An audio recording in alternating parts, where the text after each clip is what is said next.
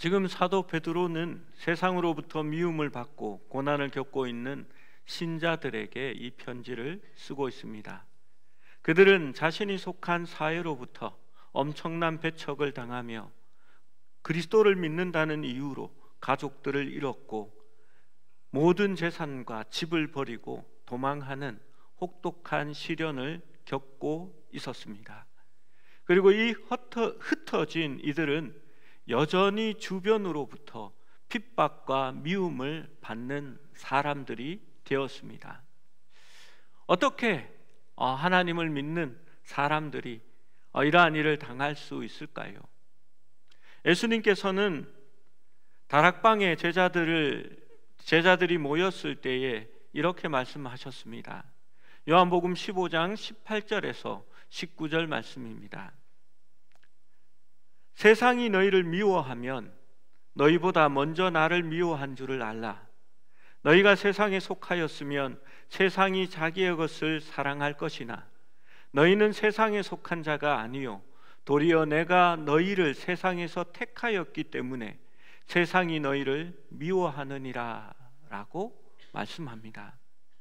너희가 미움받는 이유는 내가 너희를 세상에서 택했기 때문이라 라고 말합니다. 세상은 자기의 것을 사랑한다라고 하셨습니다.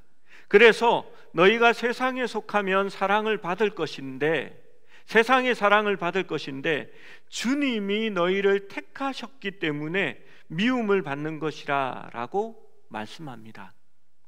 그리고 이 택함의 말씀이 베드로전서에도 나타나 있습니다. 베드로전서 2장 9절의 말씀을 우리 함께 읽어봅니다. 시작. 그러나 너희는 택하신 족속이요 왕같은 제사장들이요 거룩한 나라요 그의 소유가 된 백성이니 이는 너희를 어두운 데에 불러내어 그의 기이한 빛에 들어가게 하신 이의 아름다운 덕을 선포하게 하려 하심이라. 우리도 택함을 받은 성도요 왕같은 제사장이며 하나님의 소유입니다. 그래서 우리는 때로 우리를 적대시하는 사람들에게 둘러싸여 미움을 받고 그렇게 생활한다라고 말하는 것입니다. 베드로전서 2장 9절의 말씀은 우리가 흔히 축복송이라고 말하는 그 찬양의 2절 가사입니다. 그런데 1절 가사가 참 절묘하게 그 뜻을 잘 밝힙니다. 때로는 너의 앞에 어려움과 아픔이 있지만, 그리고 2절 가사가 너는 택한 족속이요 왕같은 제사장이며 하나님의 거룩한 나라 그의 백성이라는 그런 가사를 담고 있습니다. 주님이 택하셨기 때문에, 주님이 세상에서 불러내셨기 때문에 세상으로부터 미움도 당하게 될 것이라고 말하는 것입니다. 그래서 베드로는 너희가 어떠한 존재라는 것을 선포한 다음에 그리스도인들과 모든 종류의 사회적 관계 속에서 우리가 어떻게 살아가야 하는지를 알려주려고 하고 있는 것입니다. 복음적으로 산다는 것은 그리스도의 덕을 선포하는 것이요 하나님의 구원을 전한다는 의미입니다. 베드로는 너희가 택하신 족속이요 왕같은 제사장이며 거룩한 나라라고 말한 다음에 이제 먼저 세상의 정부 아래서 시민으로 어떻게 살아가야 하는지, 하나님의 백성이 세상의 그러한 정부 아래에서 어떻게 살아가야 하는지를 말하고, 그 다음에 고용주 안에서 고용인으로 우리 그리스도인이 어떻게 살아가야 하는지를 말했습니다. 그 다음에는 불신자와 결혼한 그리스도인들이 어떻게 가정에서 살아가야 하는지를 말하고, 그 다음에는 일반적인 우리의 태도에 대하여 이야기했습니다. 물론 베드로 시대와 지금 우리가 살아가는 시대는 다른 점이 있습니다. 그때에는 하나님의 백성에 대한 직접적인 적대감과 박해가 있었지만 지금 우리나라에서는 종교의 자유가 있습니다. 왕정시대와 지금 우리가 사는 민주주의 시대는 또 다른 모습들이 있습니다. 그러나 우리는 이 말씀 속에서 하나님의 뜻과 그 원리를 생각할 수 있어야 합니다. 세상은 여전히 우리를 미워하고 적대적입니다. 그러나 동시에 우리는 복음의 빛을 비춰야 합니다. 이를 위해서 베드로는 우리에게 실제적인 교훈들과 그 관계에 있어서 우리가 어떻게 생활하여야 하는지를 지금까지 보여주고 있는 것입니다.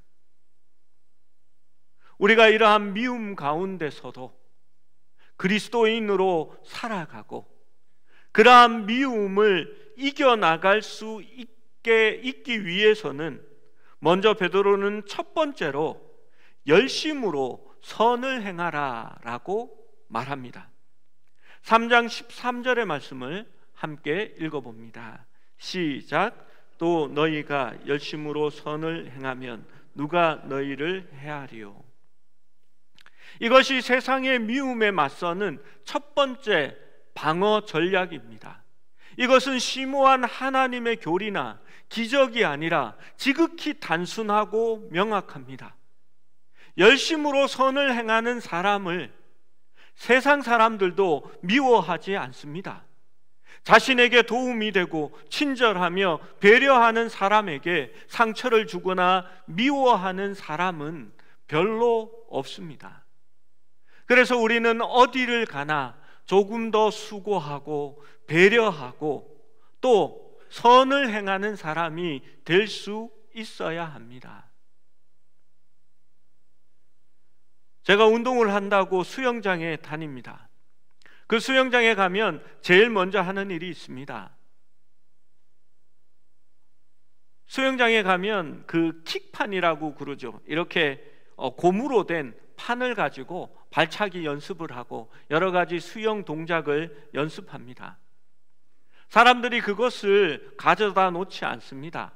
그러면 제가 늘 처음에 가면 그 레인의 숫자만큼 그 기판을 이렇게 옮겨 놓습니다.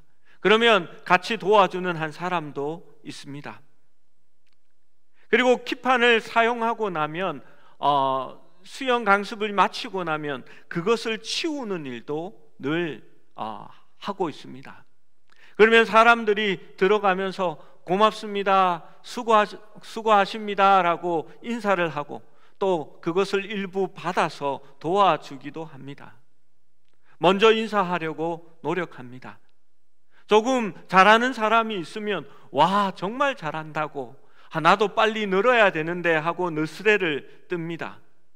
여러분 그렇게 하면 사람들이 싫어하지 않습니다.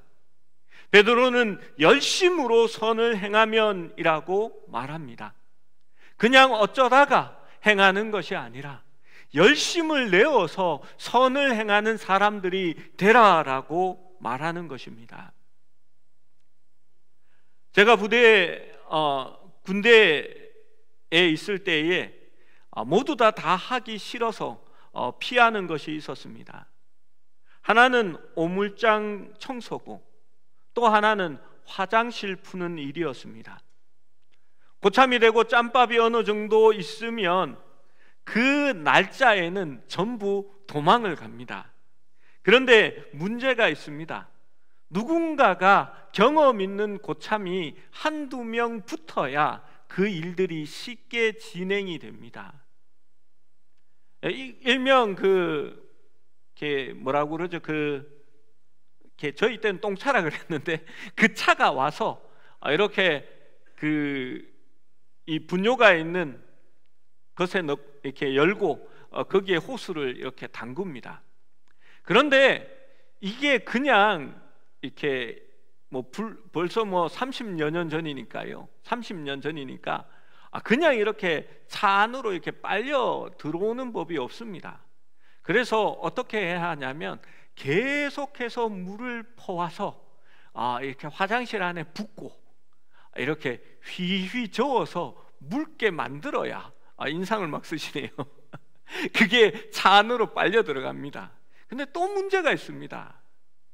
이 쫄병들이 먹을 것이 이렇게 먹고 싶은데 먹을 데가 없잖아요. 몰래 사서 먹다가 걸리면 혼나고 핀잔을 들으니까 이 먹을 것을 들고 화장실 안에서 먹는 겁니다.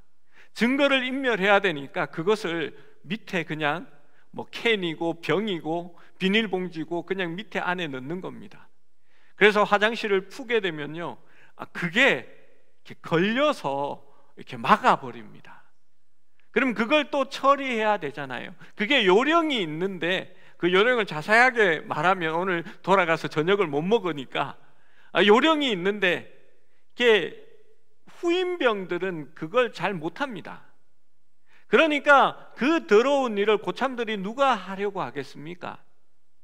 그런데 저와 교회 다니는 다른 동료가 있습니다.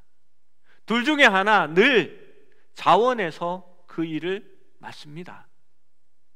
하기 싫은 일을 하고 또 오물장 청소는 그때만 해도 부대 안에서 모인 쓰레기를 대대별로 태웁니다.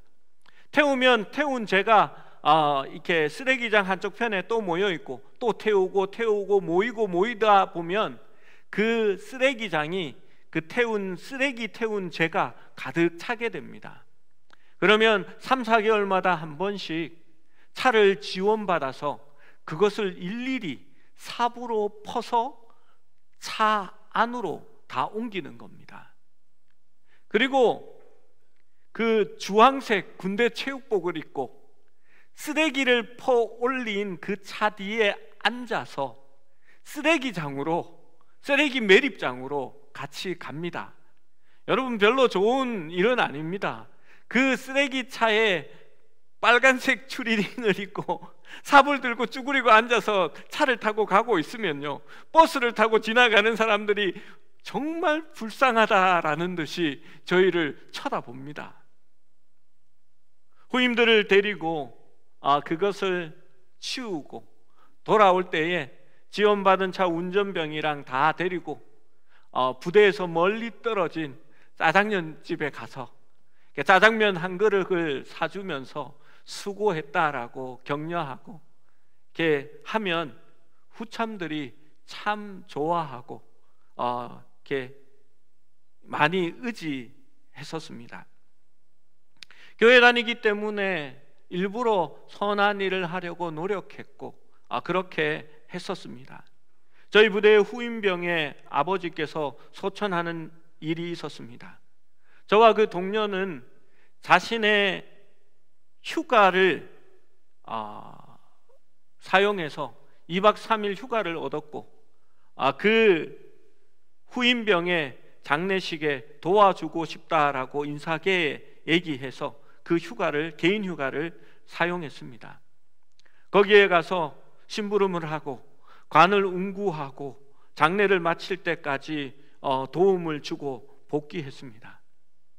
여러분, 그리고 나니까 저희가 교회에 가는 것에 대하여 어느 누구도 타치하지 않았고 말하지 않았습니다.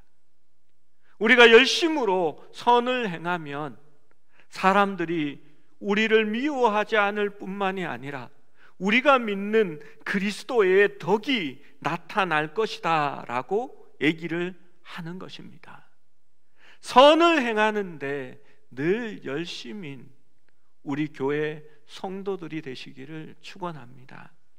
두 번째로, 고난을 두려워하지 말라라고 말합니다. 3장 14절 말씀입니다. 함께 읽습니다. 시작. 그러나 의를 위하여 고난을 받으면 복 있는 자니 그들이 두려워하는 것을 두려워하지 말며 근심하지 말고. 우리는 선을 향한 열심뿐만이 아니라 고난을 기꺼이 감수하는 자세도 필요합니다. 왜냐하면 의를 위하여 고난을 받으면 복 있는 자이기 때문입니다. 우리가 선한 일을 하고 친절하며 관대하여도 의를 위하여 고난받는 일은 여전히 일어납니다. 진짜 완악하고 나쁜 사람들은 쉽게 바뀌지 않습니다. 그리고 많은 믿음의 선조들도 의를 위하여 핍박을 받았습니다. 믿음으로 살아가는데 어려운 일들, 좋지 않은 일들이 일어날 수 있습니다. 아니, 그러한 일들이 일어납니다. 그것은 이상한 일도 아니고 낯선 일도 아니며 일어날 수 없는 일이 일어난 것도 아닙니다. 그러나 그때에 우리가 생각해야 하는 것은 의를 위하여 고난받았기 때문에 내가 복 있는 사람이다 라고 스스로 생각할 수 있어야 한다는 것입니다. 예수님께서도 말씀하셨습니다. 마태복음 5장 11절 12절 말씀, 팔복의 마지막에 나로 말미암아 너희를 욕하고 박해하고 거짓으로 너희를 거스려 모든 악한 말을 할 때에는 너희에게 복이 있나니 기뻐하고 즐거워하라. 하늘에서 너희의 상이 큼이라. 너희 전에 있던 선지자들도 이같이 박해하였느니라 라고 말씀합니다.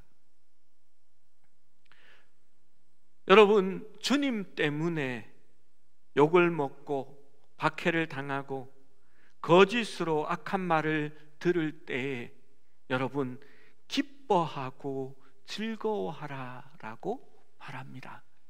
그것이 우리가 세상의 미움 속에서 그것을 이겨낼 수 있는 방법이라고 말하는 것입니다.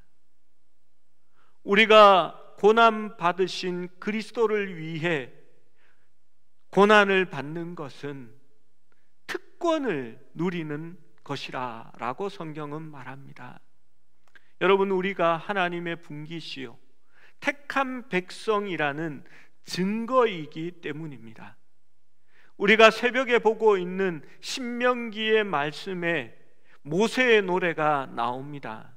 그리고 그 모세의 노래 중에는 조금 이상한 듯한 그러한 노래의 가사가 적혀져 있습니다. 신명기 32장 9절에서 12절 말씀입니다. 이 말씀도 택한 백성에 대하여 말씀하신 내용입니다. 우리 9절부터 12절까지의 말씀을 함께 읽어봅니다.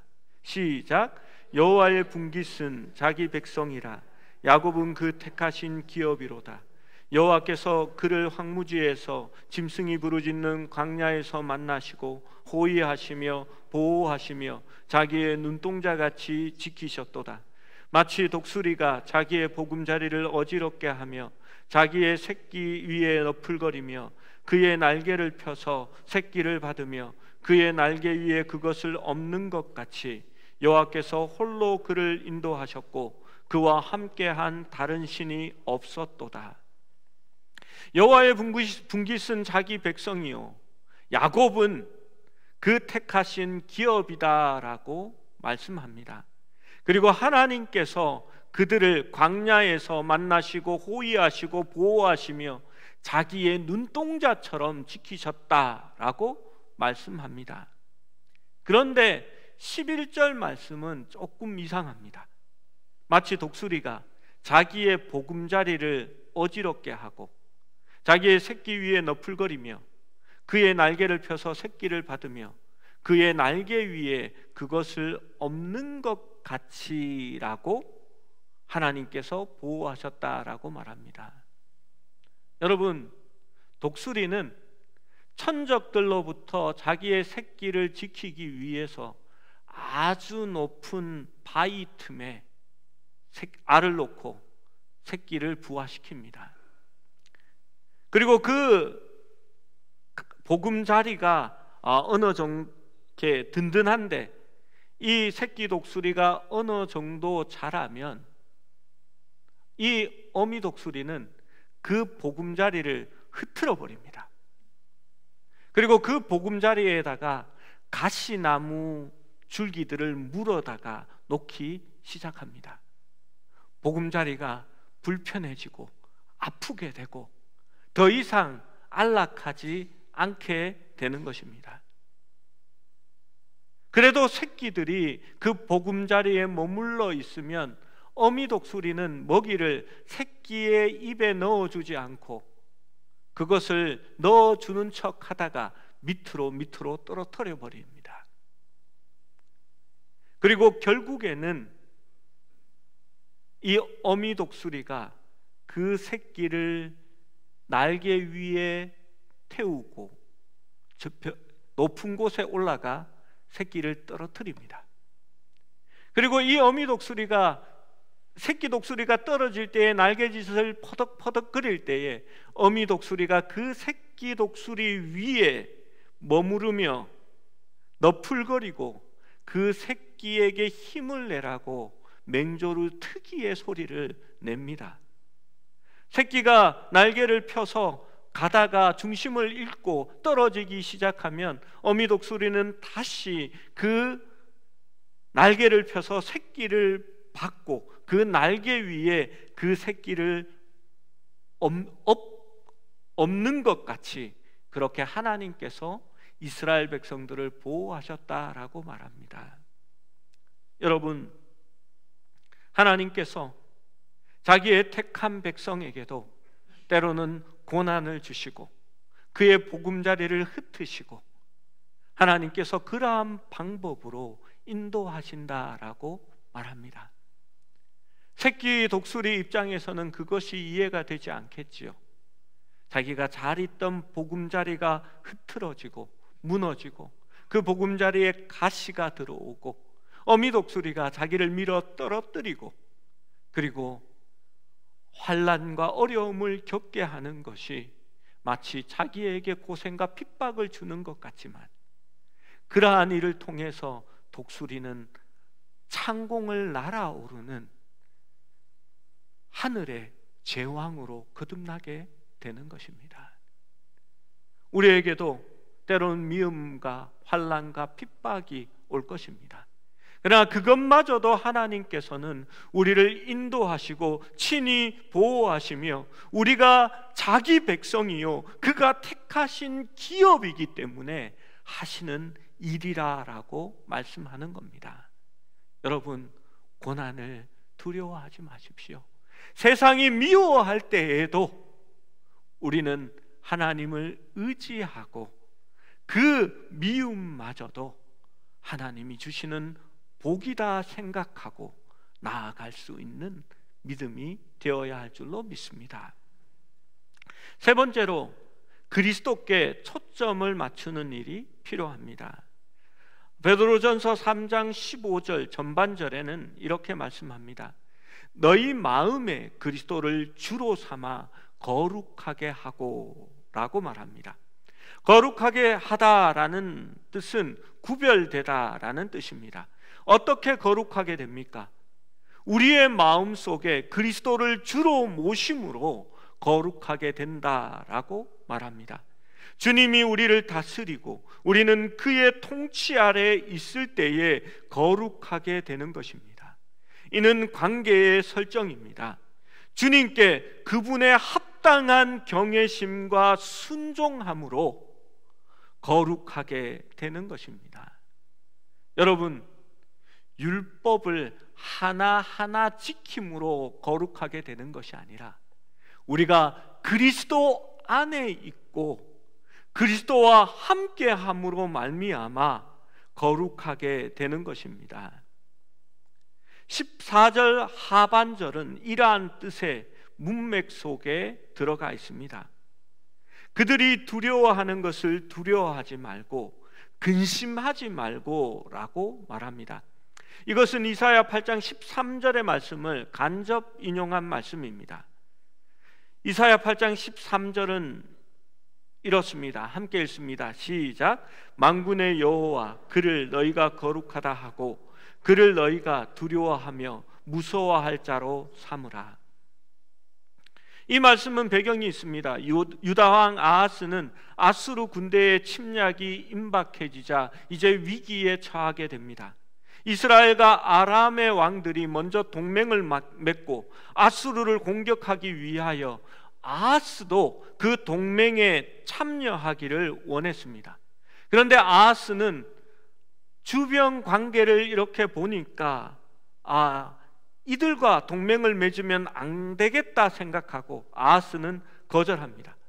북이스라엘과 아람이 아수르를 침공하려고 하자 이 아하스는 아수르와 그 기회를 이용하여 동맹을 맺습니다. 아람과 북이스라엘이 너를 치려고 하니까 나와 동맹을 맺으면 내가 뒤에서 그들을 치겠다라고 한 것입니다. 이에 대하여 선지자 이사야는 아하스에 경고하면서 구원을 위해 오직 하나님만을 의지할 것을 요청합니다. 그것이 바로 이사야 8장 13절의 말씀입니다. 만군의 여호와, 그를 너희가 거룩하다 하고 그를 너희가 두려워하며 무서워할 자로 삼으라 라고 말하는 것입니다. 세상의 나라들은 아수르나 아람을 무서워했습니다. 그러나 하나님은 그들을 두려워하지 말고 오직 하나님만을 바라보아야 한다라고 말하는 것입니다. 세상이 우리를 미워할 때에 미워하는 세상을 바라보는 것이 아니라 우리는 더더욱 하나님을 바라볼 수 있어야 한다는 것입니다. 잠언 3장 5절 6절 말씀은 분명히 말합니다. 너는 마음을 다하여 여호와를 신뢰하고 내 명철을 의지하지 말라. 너는 범사에 그를 인정하라. 그리하면 내 길을 지도하시리라 라고 말씀합니다. 신명기 32장 39절 말씀은 우리가 잘 아는 율법의 마무리입니다. 이제는 나 곧 내가 그인 줄 알라. 나 외에는 신이 없도다. 나는 죽이기도 하며 살리기도 하며 상하게도 하며 낫게도 하다니 내 손에서 능히 빼앗을 자가 없도다라고 말씀하십니다. 여러분, 시련 속에서, 고난 속에서 우리는 박해자에게 초점을 맞추지 않고 또 그들을 보는 것이 아니라 그리스도에게 초점을 맞추어야 한다는 것입니다. 왜냐하면 우리를 죽이기도 하시고 살리기도 하시며 상하게도 하고 낫게도 하시는 분은 우리 하나님뿐이기 때문입니다. 우리가 주님에 의해 움직여지고 그 뜻에 따라 행하면 하나님이 우리를 구원해 주실 줄로 믿고 오직 주님만 바라보는 여러분이 되시기를 바랍니다. 마지막으로 베드로는 우리에게 선한 양심을 가지라 권고합니다. 3장 16절 말씀을 함께 읽습니다. 시작. 선한 양심을 가지라. 이는 그리스도 안에 있는 너희의 선행을 욕하는 자들로 그 비방하는 일에 부끄러움을 당하게 하려 함이라. 선한 양심, 그 양심이라는 것은 개인의 삶에서 궁극적인 법정이 되는 것입니다. 우리가 비판을 받아도, 미움을 받아도, 박해를 받아도 승리하고 오히려 하나님의 덕을 나타낼 수 있는 것은 선한 양심으로 하나님과 사람들 앞에 꺼리낌이 없기 때문입니다. 그렇지 않으면 세상의 미움 앞에서 무거운 죄책감만 느끼게 될 것입니다. 여러분, 왜 우리가 자신 있게 말할 수 있습니까? 왜 당당할 수 있겠습니까? 왜냐하면 하나님 앞에서 내가 바른 양심을 가지고 바르게 행했다라고 말할 수 있기 때문입니다. 그래서 3장 17절은 이렇게 말합니다. 선을 행함으로 고난받는 것이 하나님의 뜻일진데 악을 행함으로 고난받는 것보다 나으니라. 악을 행함으로 우리가 고난을 받는다면 그것은 실제로 우리가 마땅히 받아야 하는 결과일 따름입니다. 그래서 이에 대하여 우리는 아무런 방어도 할 수 없습니다. 그러나 선을 행함으로 고난을 받으면 염려하지 않고 근심하지 않아도 됩니다. 악을 행함이 아니라 선을 행함으로 고난 받는다면 그것은 하나님이 주시는 축복이요 하나님의 영광에 참여한 것이며 하나님께서 우리에게 인도하시고 우리를 보호해 나가시는 하나의 방법이기 때문입니다. 사랑하는 여러분, 선을 행함으로 고난도 받을 수 있는 우리가 될 수 있기를 원합니다. 베드로전서의 하나님의 부르심과 택하심은 우리로 하여금 주의 거룩한 나라, 거룩한 백성, 또 하나님의 거룩한 족속이 되는 그러한 축복이지만, 그 축복에는 세상으로부터의 미움도 함께 들어가 있습니다. 베드로는 그 미움 속에서 우리 그리스도인들이 어떻게 살아가야 할지를 분명하게 말씀하고 있습니다. 선을 행하십시오. 고난을 두려워하지 마십시오. 고난이 있을 때에도 그리스도께 초점을 맞추십시오. 그리고 선한 양심을 가지십시오. 그것이 베드로가 우리에게 전해주는 하나님의 말씀입니다.